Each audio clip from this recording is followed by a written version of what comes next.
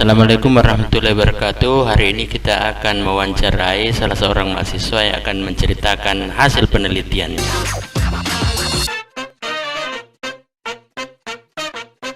Oke.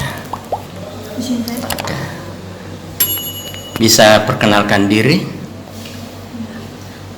Nama saya Eka Trisnawati, Stabuk I1B118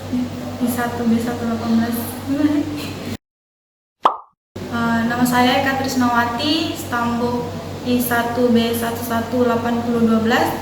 Di sini saya akan mempresentasikan Mahasiswa jurusan mahasiswa jurusan budidaya perairan, Fakultas Perikanan dan Ilmu Kelautan, Universitas Haloleo. ya. Apa judul penelitian Anda?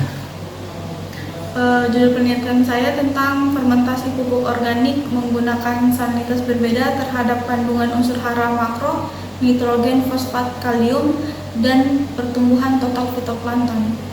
Bisa dijelaskan apa yang melatar belakangi penelitian Anda? Jadi yang melatar belakangi penelitian saya ini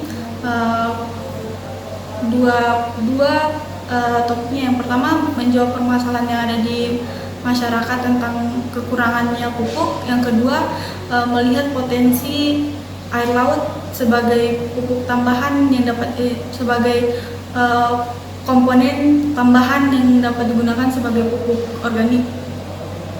Apa tujuan penelitian Anda?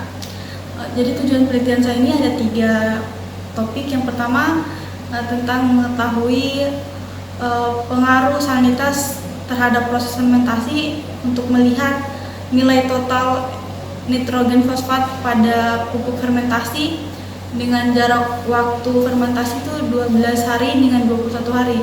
Yang kedua, saya melihat pada saat proses fermentasi ini dengan salinitas yang berbeda ini mana total bakteri yang tinggi, apakah ada perubahan setiap salinitas dengan jumlah, apakah ada hubungan salinitas dengan jumlah total bakteri. Kemudian yang ketiga, apakah dengan menggunakan salinitas yang berbeda terhadap fermentasi pupuk ini berpengaruh terhadap pertumbuhan total fitoplankton apabila diaplikasikan pada tambak. Apa manfaat dari penelitian ini? Manfaat dari penelitian ini, yang pertama, ada 3 topik, ada 3 manfaat utama yang bisa saya jelaskan. Yang pertama, manfaatnya itu memanfaatkan limbah yang ada di masyarakat.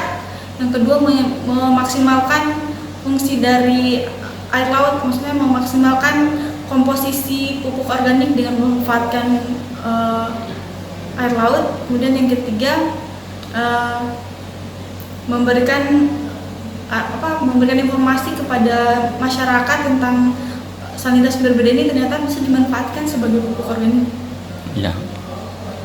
Bisa diuraikan secara ringkas metode penelitiannya, perlakuan yang diujikan, dan bagaimana hasilnya? Ya. Jadi pertama, metode pembuatan pupuk ini menggunakan metode penggunaan pupuk ini menggunakan tiga perlakuan. Yang pertama, penggunaan salinitas yang berbeda, di mana salinitas yang berbeda ini digunakan salinitas 0, 14 dengan salinitas 28. Terus untuk proses fermentasinya dilakukan secara anaerob, di mana beberapa penelitian mengatakan bahwa fermentasi secara anaerob ini dia mengoptimalkan proses fermentasi karena kinerja dari bakteri ini dapat dapat terlaksana secara optimal. Untuk tahapannya penimbangan, begitu Pak. Bahan apa yang untuk pupuknya? Bahan yang digunakan pada penelitian ini, yang pertama kotoran ayam, kemudian batang pisang, limbah batang pisang, dan ketiga air dengan salinitas yang berbeda. Kemudian ada penambahan molase dengan M4 sebagai mempercepat pengoptimalnya proses fermentasi. Fermentasi, oke. Kemudian untuk tahap pencampurannya itu dilakukan dulu penimbangan bahan-bahan kering, kotoran ayam dan batang pisang, kemudian ditimbang sesuai dengan dosis yang telah ditentukan, kemudian dihomogenkan dan dimasukkan ke dalam wadah yang telah disiapkan. Di wadah yang disiapkan itu ada 3, jadi setiap jenis itu berbeda sanitasnya. Kemudian setelah dihomogenkan, ditambahkan air dengan sanitas yang berbeda sesuai dengan perlakuan. Kemudian ditutup dan didiamkan secara anaerob selama 12 dan 21 hari. Kemudian pupuk yang dihasilkan ini diuji cobakan pada apa?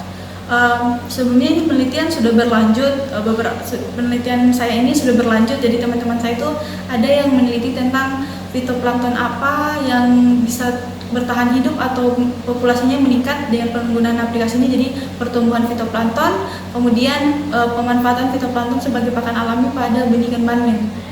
Iya. Dan hubungannya dengan pupuk yang tadi kamu hasilkan, itu sudah terbukti pupuk mana yang terbaik, belum atau belum? Sudah Pak, jadi pada penelitian ini saya juga melihat jumlah total pertumbuhan fitoplankton, ditemukan bahwa ternyata dengan pupuk sanitas 14 itu total pertumbuhan fitoplankton itu lebih tinggi daripada yang 0 dan yang 28 ppt. Menurut perakiraan Anda, kira-kira apa yang menyebabkan sehingga yang terbaik itu adalah yang 14? Kenapa bukan yang 20? Kenapa bukan yang 0 kira-kira? Yang pertama, ternyata pada air laut itu dia mengandung bakteri pengurai nitrogen sama fosfat. Namun walaupun dalam air laut ini ada bakteri pelarut nitrogen dan fosfat, ternyata ada kemampuan optimalnya untuk menguraikan bahan organik. Jadi walaupun salinitas itu mempengaruhi dan kemudian mempercepat dan mengoptimalkan pupuk itu, ternyata dia juga ada kelemahannya karena bakteri tidak bisa berkembang dengan optimal pada saat fotosintesis, pada saat proses fermentasi, sehingga NPK yang dihasilkan itu berbeda-beda juga. Karena kemampuannya penguraian bakteri nitrogen atau fosfat dan kalium ini dipengaruhi oleh salinitas, Pak. Nah, berarti informasi ini bisa disebarkan juga ke masyarakat ya? Iya, Pak. Anda siap untuk mempublikasikan ini? Siap, Pak. Sudah publikasinya atau belum? Gimana, Pak? Publikasi artikel publikasinya ini sudah disiapkan? Sudah siap, Pak. Sudah disetor ke jurusan jurnal apa? Sudah, Pak. Sudah untuk jurnalnya sudah di-store, cuma ada perbaikan yang harus diperbaiki pada saat untuk penguploadan supaya lebih maksimal lagi. Ya. Apa yang menjadi kebanggaan Anda dengan penelitian Anda? Yang pertama, karena saya sudah bisa merasa memanfaatkan sumber yang ada. Yang pertama memanfaatkan limbah, yang kedua memanfaatkan air laut, dimana beberapa penelitian hanya menggunakan limbah garam, bukan air laut langsung. Nah, itu. Kemudian penelitian sebelumnya, apakah memang tidak ada yang menggunakan kombinasi batang pisang dengan kotoran ayam atau bagaimana? Sebelumnya sudah banyak, tapi untuk penambahan salinitas yang berbeda itu, apalagi untuk pengaplikasiannya kepada tamak itu, sejauh ini belum ada yang saya baca, Pak. Kalau pupuk tentang batang pisang dan ayam sudah banyak, cuma dengan salinitas yang berbeda, mungkin sejauh ini masih baru saya, Pak. Nah, apa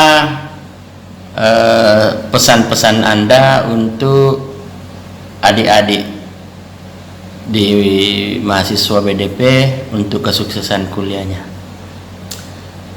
Untuk penelitian, untuk kuliah, kalau saran saya selama masih semester awal lebih banyak mengarahkan mau ambil selanjutnya penelitian tentang apa, jadi lebih fokus atau lebih mengutamakan mata pelajaran tapi tidak lalai juga dengan mata kuliah yang lain.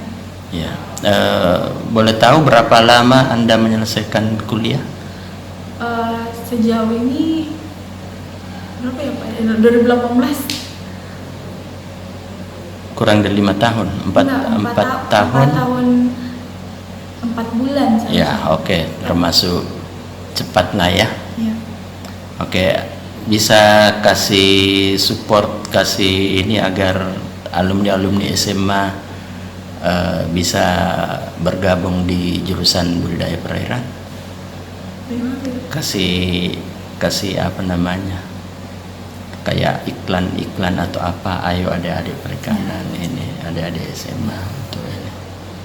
Jadi untuk adik-adik yang mau lanjutkan pendidikannya ke jenjang perkuliahan, ayo bergabung sama BDP, di mana BDP ini dapat menciptakan karya-karya yang bisa menjadi peluang usaha untuk kedepannya. Salah satunya penelitian saya, produksi pupuk.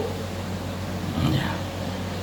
Jadi kedepannya teman-teman bisa mandiri dengan mempunyai produk sendiri untuk dipasarkan kepada masyarakat gitu. Ya, oke.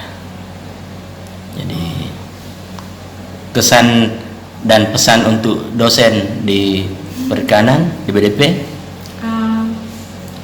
Kesannya selama belajar di kampus sini alhamdulillah banyak ilmu, banyak arahan yang diberikan. Kemudian selama proses kuliah, pembimbingan, kapanpun dosen-dosen selalu menyediakan waktu untuk membimbing mahasiswa, Pak. Alhamdulillah.